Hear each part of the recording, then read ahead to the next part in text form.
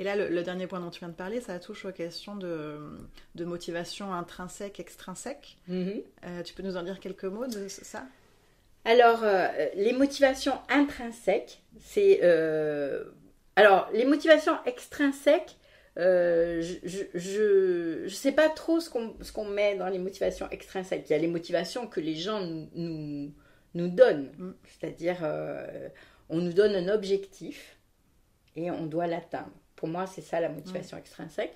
Sinon, le reste, c'est vraiment toi, c'est vraiment nous qui nous donnons nos motivations. Elles sont très variables en fonction des individus, mais la soif du savoir, la curiosité, l'impression de progresser, pour moi, c'est vraiment ça, les motivations intrinsèques dans un produit. Et le fait aussi d'être... je pense qu'il y a... La motivation aussi, c'est ce dont je parlais tout à l'heure, c'est-à-dire que un utilisateur de base doit pouvoir à un moment donné se sentir en sécurité. Et puis de temps en temps, on le sort de sa zone de confort, mais il faut qu'il puisse quitter cette zone de confort sans être complètement démotivé par quelque chose de trop complexe. Ouais. Je ne sais pas si j'ai répondu à ta question. Si, ouais, complètement. En fait, en motivation extrinsèque, tu pensais à... je me dis, en fait, dans le logiciel, effectivement, la motivation intrinsèque, on peut la mobiliser, comme tu le disais, en essayant de lisser la courbe d'apprentissage, de faire en sorte que les gens ils soient de plus en plus performants dans l'utilisation du logiciel.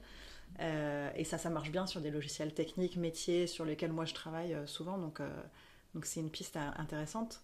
Et la motivation extrinsèque, je pensais plus à là pour le coup, plutôt des applications grand public où tu vas pouvoir donner des récompenses, les badges. D'accord. Voilà, ça marche. Ça marche très bien. Enfin, c'est rigolo parce que moi, je croyais pas du tout à ça. Ouais. J'étais pas très... Mais je m'aperçois finalement que quand je vais dans une application et que je reçois un badge, je suis très contente. Okay. Donc je pense que ça, quelque part, ça fonctionne quand même. C'est pas ça mon moteur principal, mais je pense que ça fonctionne quand même. Il y a une chose très importante, je crois, aussi, c'est que l'erreur serait de croire que la manière dont est conçue une application, c'est pour un seul type d'utilisateur. Ouais. Je pense qu'il y a une chose qui est très importante, c'est que une application doit pouvoir, à mon sens, mais c'est sans doute difficile, il doit y avoir plusieurs chemins qui peuvent mener au même résultat. Ouais. Et ces chemins doivent être... on doit pouvoir employer, en fonction de comment on est fait, comment notre cerveau est construit, on doit pouvoir utiliser des chemins différents. Alors, je ne sais pas dans quelle mesure c'est possible, mais tu vois, je comparerais ça à un navigateur, une application de navigation comme Waze ou n'importe quelle autre, mais qui te dit est-ce que vous aimez prendre l'autoroute ou est-ce que vous voulez plutôt des petits chemins est-ce que... Voilà. Ben, en fait, il doit y avoir peut-être... au préalable, peut-être un questionnement sur le profil de l'utilisateur. Ouais. Bah, tu sais, ça rejoint exactement ce que je disais tout à l'heure avec l'exemple des raccourcis. C'est quelque chose, pour moi, c'est un critère qui est important, même si c'est pas forcément celui qu'on va mettre en place en priorité quand on développe, parce que il faut déjà s'assurer que l'ensemble fonctionne avant d'aller rajouter des raccourcis clavier, par exemple. Mais quand on crée un raccourci clavier, ça va toujours être en complément d'une action qu'on peut généralement faire soit dans un menu, soit en clic droit. Et donc, tu as facilement 3 façons de faire la même chose, voire peut-être une 4e avec un gros bouton quelque part, sans passer par les menus en haut. Donc, c'est vachement important pour justement s'adapter au niveau des personnes et puis aux préférences, aux habitudes. Parce qu'il y en a qui vont préférer, qui vont avoir l'habitude de faire toujours clic droit. Il y en a qui préfèrent aller chercher dans les menus pour bien voir tout ce qui existe, avoir la vision complète. Donc c'est important effectivement d'avoir plusieurs chemins et c'est complètement possible. Et il y a autre chose aussi, je vois quand je me connecte à une nouvelle application, je passe pas. Alors, moi, j'ai une amie qui, elle, explore toutes les possibilités avant de vraiment naviguer. Ouais. Alors, moi, je suis pas du tout ce genre d'utilisateur-là.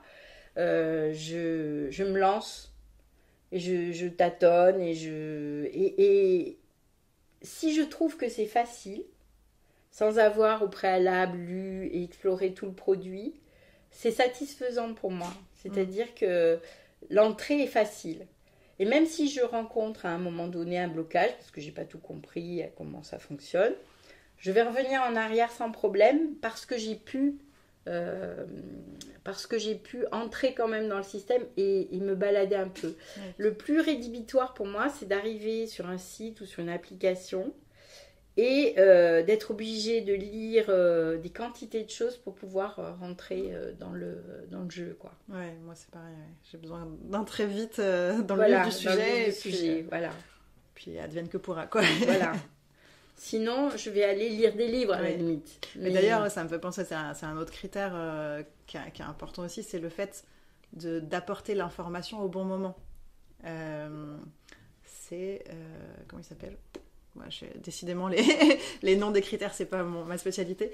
Mais en gros, je me demande si c'est pas la notion de charge de travail, finalement. Charge de travail. Donc, si on met toutes les infos sur les écrans d'accueil, on sait qu'on surcharge cognitivement la personne. Exactement. Et du coup, comme tu disais tout à l'heure, elle sait pas trop où aller, elle va piocher des informations, mais elle va pas tout lire. Sauf certaines personnalités qui vont avoir, je sais pas, l'envie de lire toutes les choses dans l'ordre, mais je pense que c'est pas la majorité des gens. Non. Et c'est beaucoup plus pertinent d'avoir la bonne info, la bonne aide au moment où tu en as besoin. Donc c'est là toute la difficulté, c'est de comprendre le parcours utilisateur de la plupart des gens et l'aide et contextuelle, savoir en fait. à quel moment ils vont avoir besoin de cette Mm. info-là.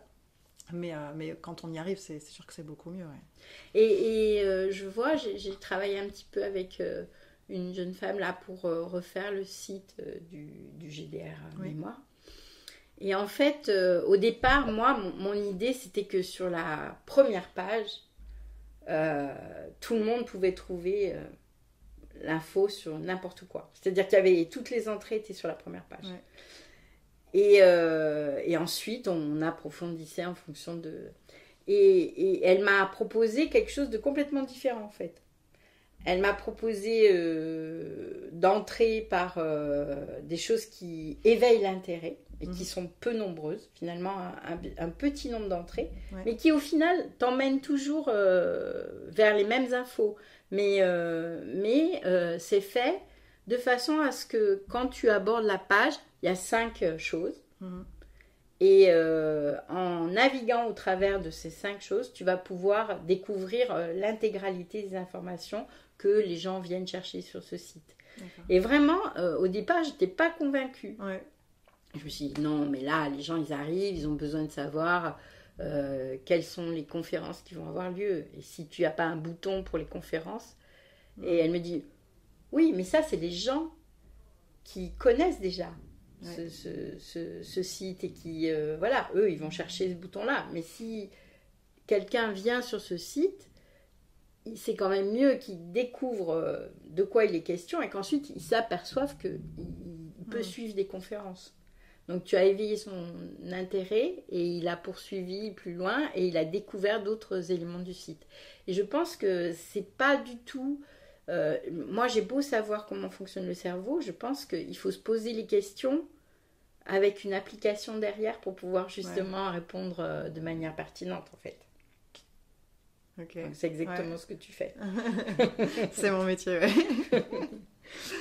Et si on revient un tout petit peu sur l'histoire des récompenses, du coup, tout ce qui est récompense, ça va stimuler la motivation qui, elle, renforce l'encodage, c'est ça ? Oui, tout à fait. C'est-à-dire qu'on a dans le cerveau un système qui s'appelle le reward system, donc le système de récompense, et qui va créer une espèce de boucle. C'est ce même système de récompense qui nous fait aussi tomber dans les addictions. Hein. Oui. Donc, même si c'est pas ce que tu fais, mais par exemple l'addiction aux jeux vidéo ou l'addiction même à certaines applications, c'est aussi lié à ce système de récompense qui finit par nous mettre dans un état dépendance aussi. C'est-à-dire, et la dopamine, c'est un truc, c'est un peu comme une drogue. C'est-à-dire que plus le cerveau en reçoit, plus il en veut. Oui. Donc, ça, c'est important à comprendre parce que ça veut dire que, au bout d'un moment, la satisfaction qui a été procurée, qui était grande au début, va baisser. Et il faudra toujours plus de choses. Ouais. D'où l'importance d'avoir cette évolution du produit en fonction du temps d'utilisation.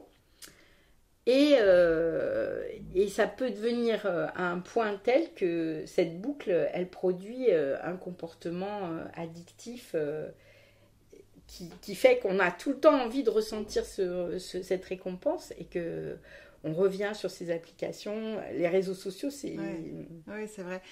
C'est vraiment, on a parlé tout à l'heure des badges. C'est la version gentillette de la récompense. Moi, je pensais... mon fils, quand il avait peut-être 2-3 ans, il avait beaucoup de mal à se motiver à se laver les dents. Et on avait trouvé une application où c'est un truc en réalité augmentée. Donc, il y avait la caméra. Il se voit dessus. Il a un chapeau qui est dessiné, tu vois. Ouais. Un chapeau Pokémon. Alors, il connaissait pas du tout les Pokémon à l'époque. Mais en tout cas, c'était rigolo parce qu'il avait un chapeau sur la tête ou des lunettes de soleil alors qu'en vrai, il les a pas. Et puis, il brosse ses dents et en fonction de... je sais pas exactement qu'est-ce qui est détecté, mais il y a bien le mouvement qui est détecté parce que s'il arrête, ça dit vas-y, recommence. D'accord. Il y a le minuteur. Et à la fin, s'il a bien brossé ses dents, il gagne un petit Pokémon. Il a sa collection de Pokémon sur l'application. D'accord. Et ça, ça nous a vraiment aidé à sortir de cette situation conflictuelle, tu vois, où tous les soirs, tous les matins, c'était allez, il faut laver les dents. Il ne voulait pas. Et donc ce côté... petite récompense comme ça, et puis dans un cadre, on va pas se laver les dents 10 fois par jour. D'ailleurs, je crois que si l'enfant veut enchaîner pour en gagner un autre, ça lui dit non, il faut attendre plusieurs heures avant de te laver les dents. Voilà, donc laver les dents.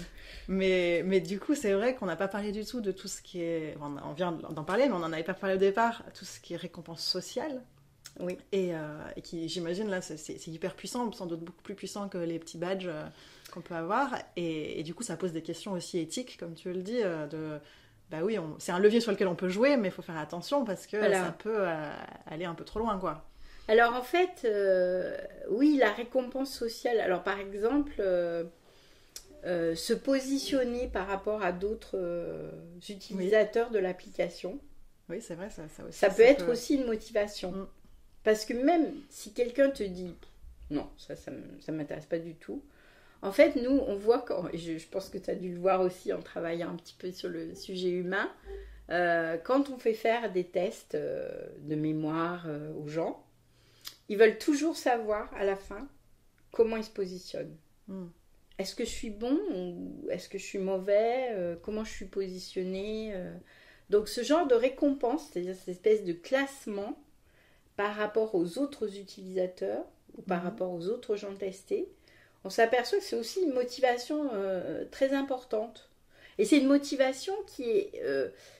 quand tu fais un test finalement en recherche, tu as envie que les sujets ils participent sérieusement. Oui. Parce que toi, ça t'a pris du temps de monter le protocole.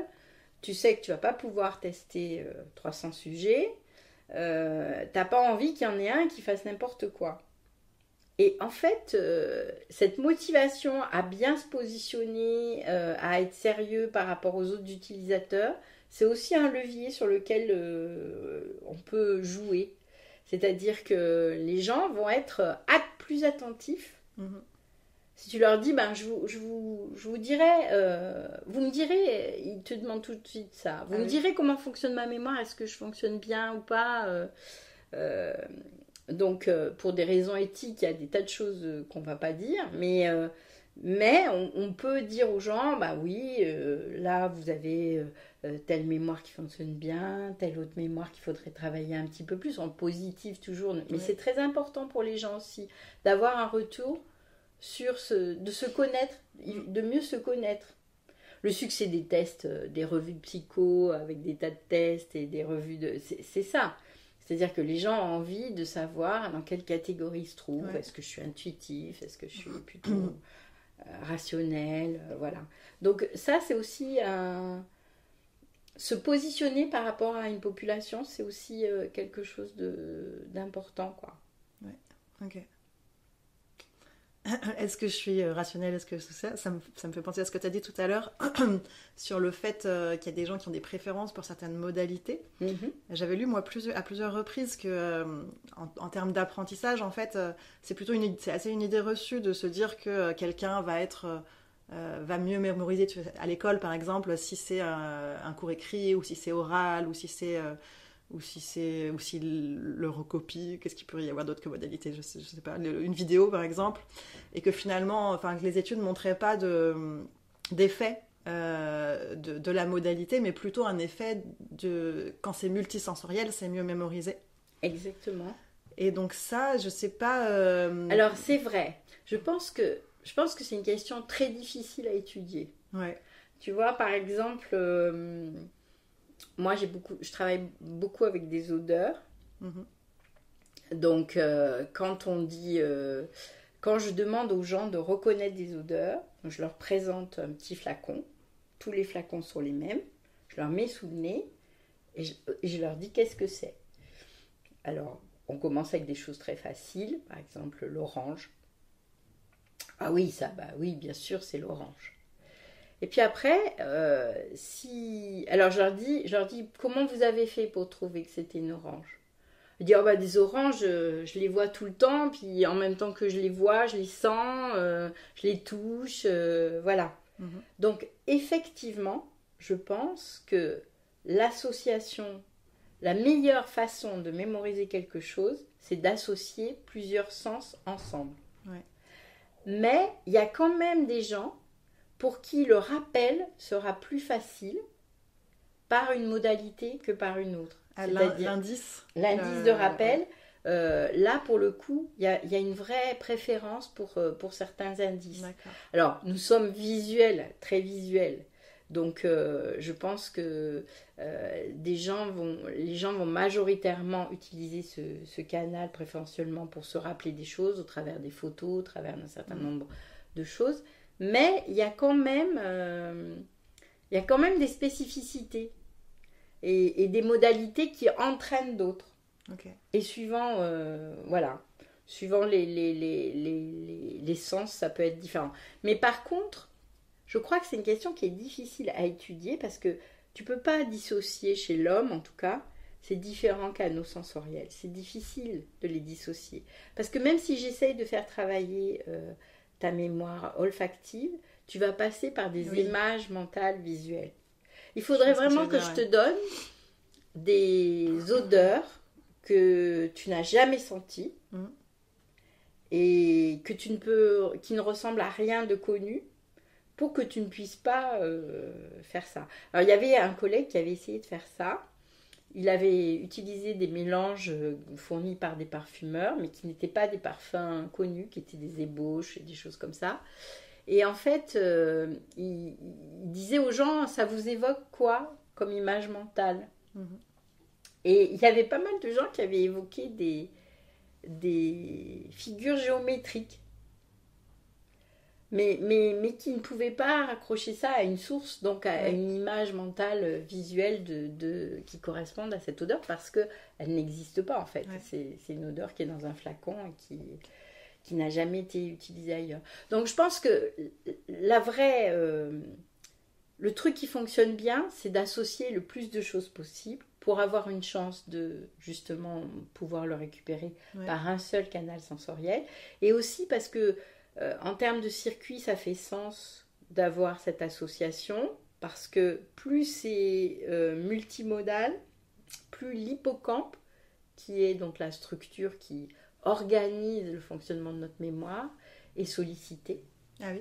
C'est vraiment un hub d'assemblage de toutes les informations sensorielles. Et après, ces informations, elles peuvent repartir soit dans des cortex associatifs, soit vraiment dans les systèmes sensoriels eux-mêmes. Okay. Et c'est pour ça qu'on peut re-rentrer ensuite, qu'on peut refaire le chemin inverse, et en rentrant par une odeur, on peut retrouver l'image d'une orange, par exemple. Ah oui. Parce que, justement, l'association a été faite. Donc, tu rentres par l'odeur, tu rééveilles une représentation que l'hippocampe réassemble et qui te conduit vers une autre perception, vers une image au lieu de l'odeur de départ. Okay. Mais c'est très important, c'est vrai, d'associer. La mémoire est associative. Et même quand tu parlais tout à l'heure du côté une expérience mémorable, c'est avoir associé tous les éléments de l'expérience à quelque chose de négatif ou de positif. Et le positif, c'est-à-dire la libération de dopamine, si on dit que c'est parce qu'il y a eu la libération de dopamine qu'on ressent quelque chose de positif, ou que l'amygdale a envoyé des décharges, ben ça va favoriser l'association de tous les éléments entre eux. Okay. C'est-à-dire que ça peut partir, la dopamine, le renforcement peut partir d'une stimulation.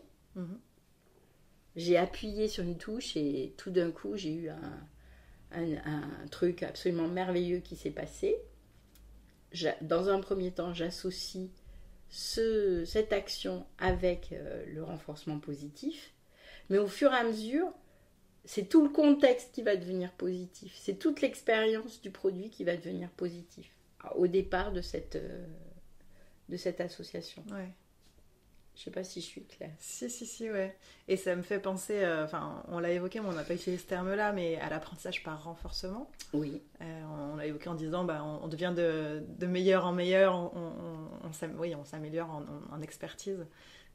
Mais du coup, ça c'est aussi un levier assez important pour l'apprentissage, il me semble. Alors, dans l'apprentissage par renforcement, il y a deux choses. Il y a le fait que il y a quelque chose qui procure un sentiment de confort parce qu'on met moins d'énergie pour aller de plus en plus loin, pour faire des choses de plus en plus facilement. Donc moins d'efforts, moins d'énergie. Et ça, c'est positif pour le cerveau parce que c'est un calculateur. Le cerveau, il calcule toujours...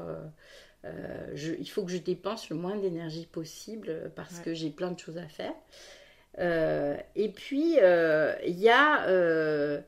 d'un point de vue un peu plus global, il y a quand même la satisfaction d'avoir appris quelque chose sur lequel on peut capitaliser. Donc, c'est aussi le cerveau qui fait ça, mais ça peut être deux circuits un peu différents qui travaillent de ce point de vue-là. Ouais. Je suis renforcée parce que par rapport à la dernière fois, avant il m'a fallu 3 clics pour trouver ce que je voulais faire.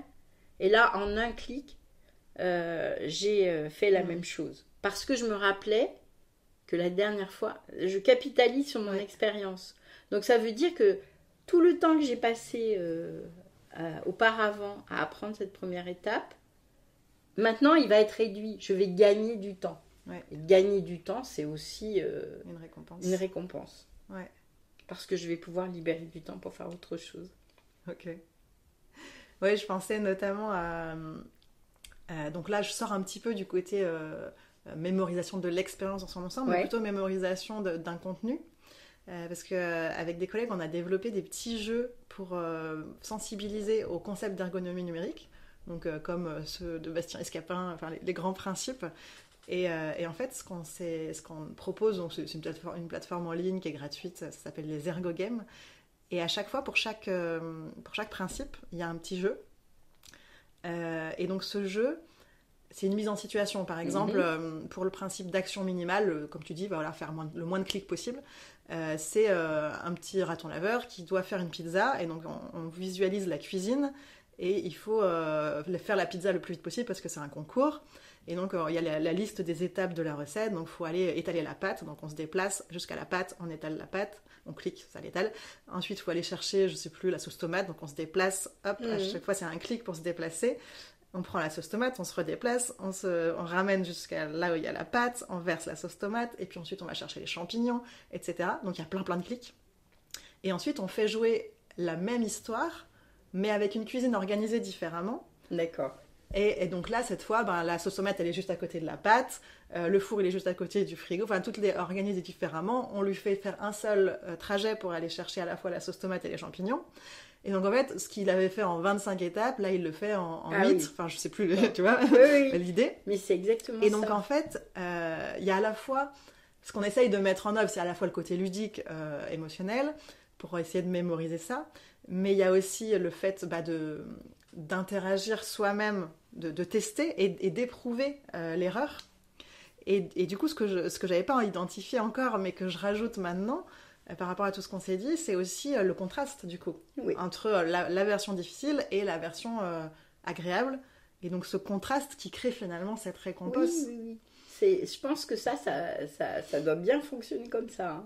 Donc, le fait d'avoir gagné du temps, d'avoir...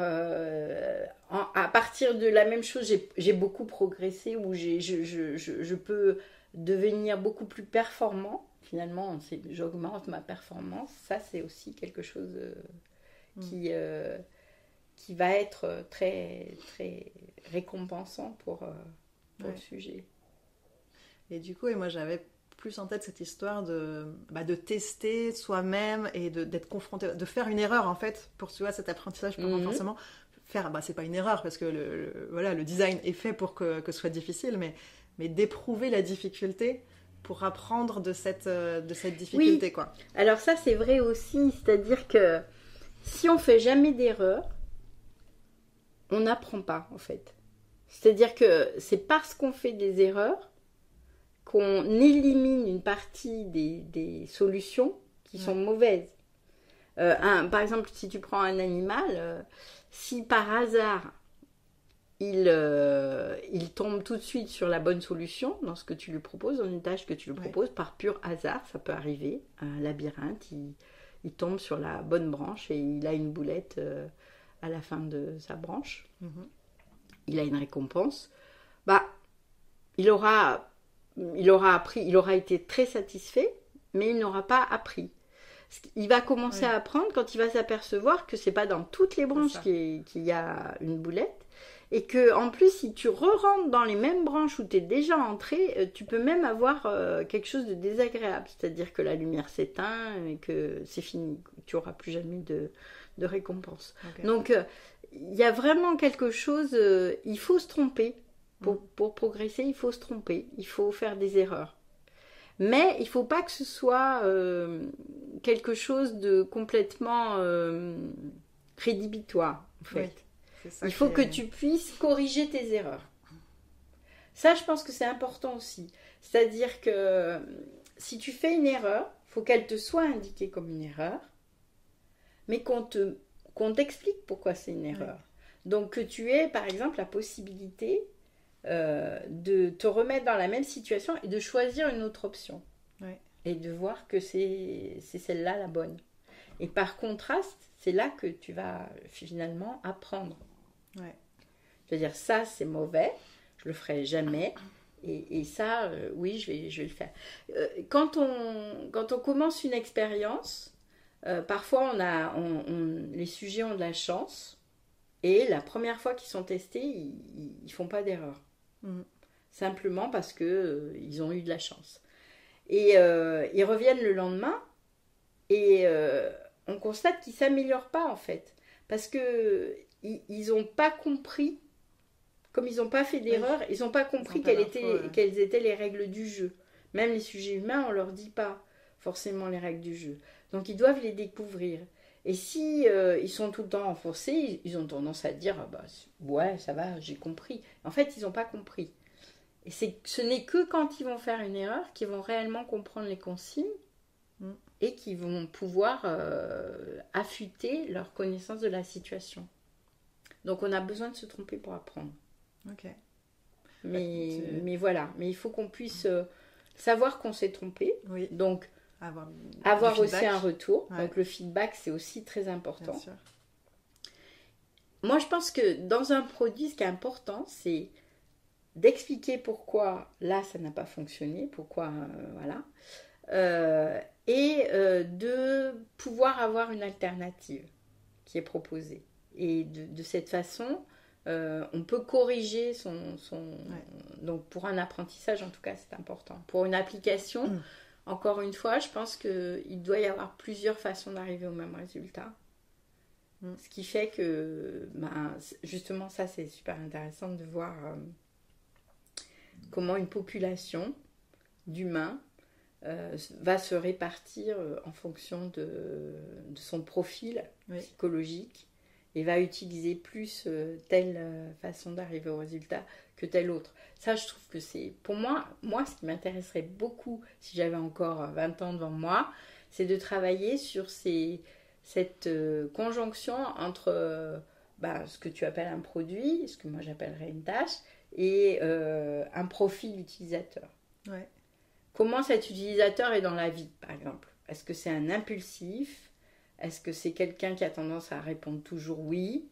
Est-ce que c'est un conservateur? Tu sais, on appelle aussi les conservateurs.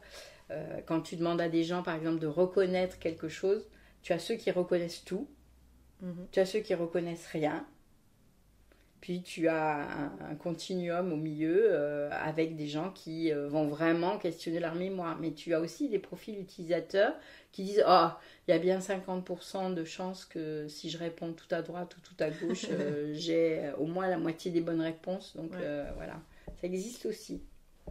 Okay. Donc c'est vrai que vous, en termes d'application, de conception de logiciels, vous avez à vous confronter aussi à ces profils utilisateurs. Oui, et puis c'est vrai que alors, autant on ne peut pas imaginer des scénarios adaptés pour chaque personnalité, mais par contre ce qu'on peut faire c'est aller creuser un petit peu, même beaucoup, c'est une grande part de mon métier, d'aller comprendre qui sont nos utilisateurs et si c'est une population particulière, par exemple une application à destination des adolescents, adapter à peut-être, je ne sais pas s'il y a des traits de personnalité qui sont plus prédominants dans la population adolescente, j'en sais rien, mais si c'était le cas, on pourrait en tout cas essayer d'adapter dans ce sens-là, quoi. Tu as les preneurs de risques, c'est connu ça. Ouais. Ça existe chez l'animal et ça existe chez l'homme. C'est-à-dire que tu as des gens qui vont prendre des risques. Ouais.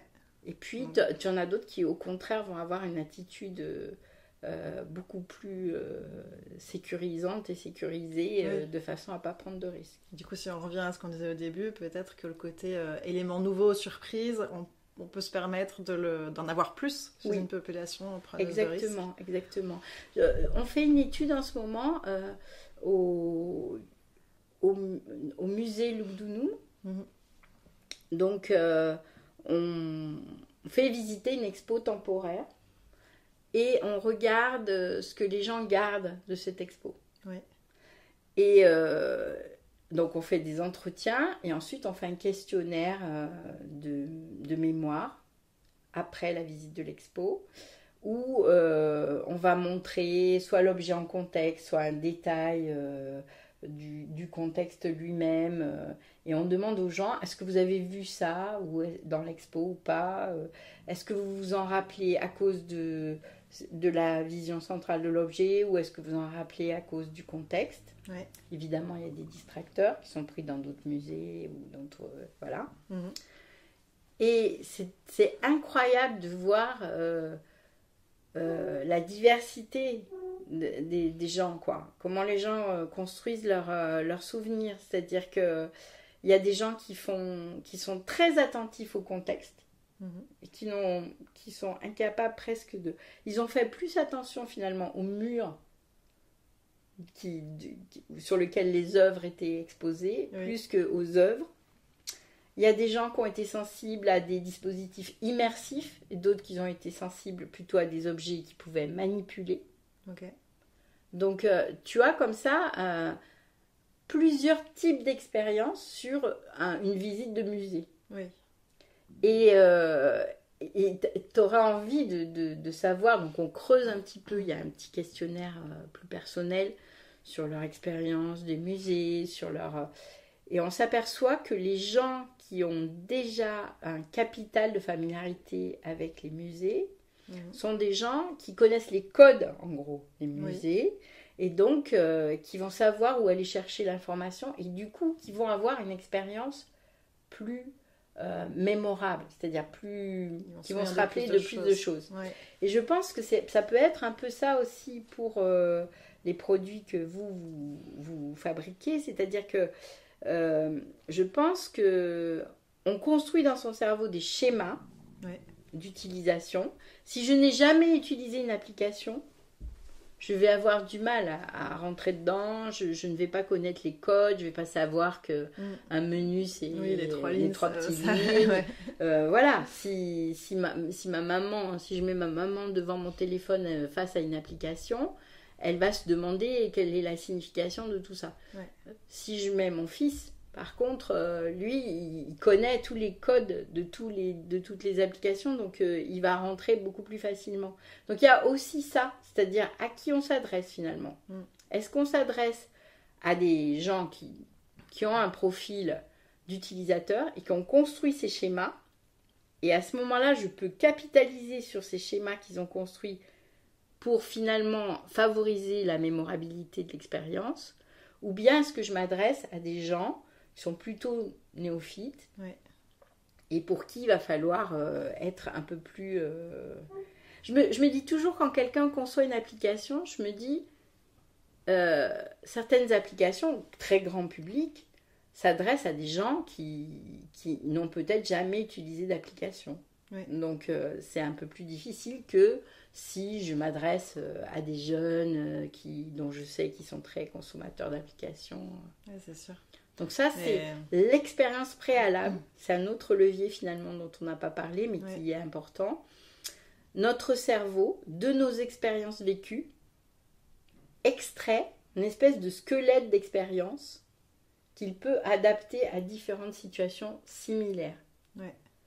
Donc, il y a sans doute, même si je ne suis pas quelqu'un qui est tout le temps sur les applications, j'en utilise quand même quelques-unes. Dans mon cerveau, j'ai dû fabriquer un schéma, c'est ce qu'on appelle la mémoire schématique, c'est encore une forme de mémoire, qui me permet de savoir que les 3 petits traits c'est le menu, de me savoir que dans certaines applications j'ai déjà rencontré ça, et ça c'est aussi un levier, mais qui s'adapte en fonction de à qui s'adresse l'application. Bah, tu vas rire, mais c'est encore un critère de Bastien Escapin. Et je ne l'ai pas dit tout à l'heure, mais la gestion des erreurs aussi en est un. Et celui-là, en fait, effectivement, c'est le respect des normes et des codes. Oui, voilà, c'est ça. Et ça me fait penser à un logiciel sur lequel j'avais travaillé. C'était à destination de chercheurs en électrochimie.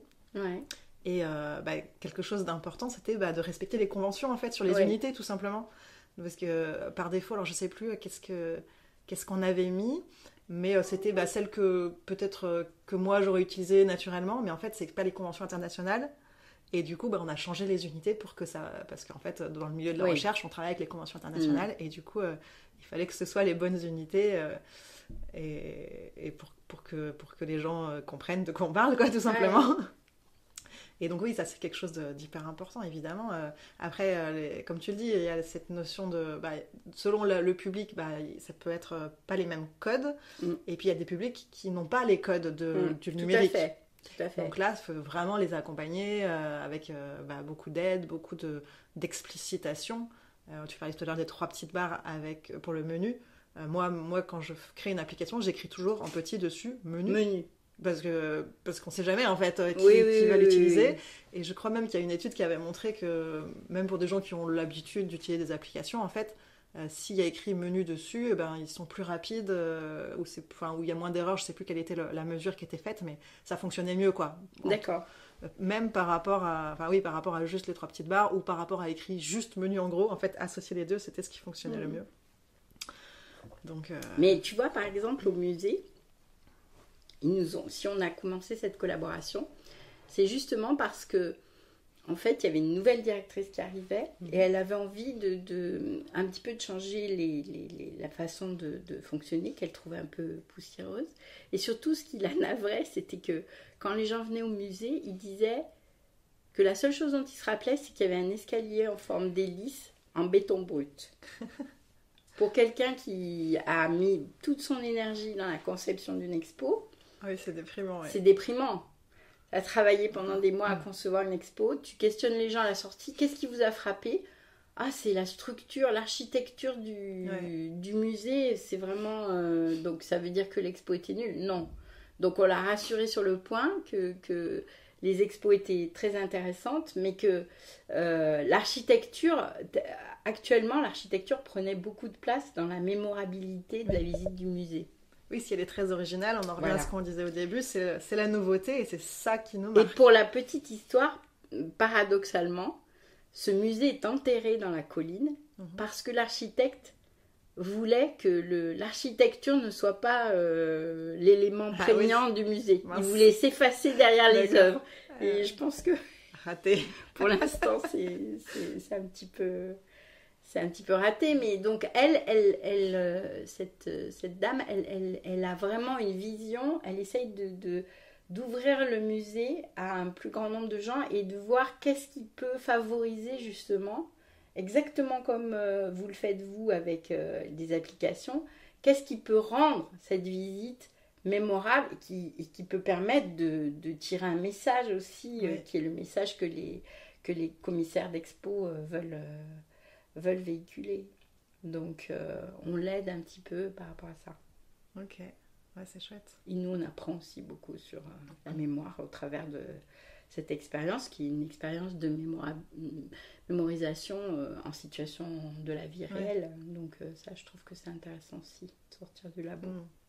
Mais d'ailleurs, j'imagine que c'est peut-être des choses que vous regardez dans cette expérience-là, c'est l'influence de ce qu'il y a autour finalement, parce qu'il y a l'expérience, mais il y a qu'est-ce qu'on a vécu juste avant, qu'est-ce qu'on a vécu juste après. Exactement. On demande aux gens, on pose des questions aux gens pour savoir comment ils se sentent, quelles ont été leurs motivations pour venir, est-ce qu'ils sont fatigués, est-ce qu'ils sont heureux, est-ce qu'ils sont tristes, est-ce qu'ils sont venus là pour faire plaisir à quelqu'un ou est-ce que c'est eux qui ont décidé de venir, est-ce qu'ils sont venus tout seuls ou accompagnés. Enfin, on leur pose plein de questions et on leur pose des questions aussi sur les autres activités culturelles qu'ils ont. Est-ce qu'ils visitent souvent des musées? Est-ce qu'ils préfèrent visiter en visite guidée ou solitaire? Enfin, on essaye d'avoir une relation avec un profil de visiteur. Ok. Comme tu peux avoir un profil d'utilisateur. Vous avez des premiers résultats déjà là-dessus? Alors, on y travaille là parce qu'il y a un étudiant qui commence sa thèse là-dessus. En tout cas, ce qui est ressorti de son master, c'est que c'est vrai qu'il y a une importance du capital de familiarité. C'est-à-dire que ce dont on parlait tout à l'heure, c'est-à-dire que les gens ont une meilleure mémoire de ce qu'ils ont vu dans le musée, du message, des objets, à partir du moment où ils connaissent les codes des musées. Il y a un truc tout bête, mais il y a des numéros, il y a des objets dans des vitrines avec des numéros, et parce que c'est un vieux musée, une vieille conception, la légende qui correspond à ces petits numéros est très loin des objets. Donc les gens sont obligés de faire plusieurs pas entre le numéro et pour savoir ce que c'est. Donc du coup, au bout d'un moment, ils le font plus. Et ça aussi, c'est des choses qu'il faut améliorer, qu'il faut rendre plus facile, fluide. Bah oui. Là, on est en plein dans l'ergonomie. On est en plein dans l'ergonomie, finalement. Voilà, exactement. Parce que ça, c'est encore un critère d'avoir de la proximité finalement entre les éléments qui sont liés. Exactement.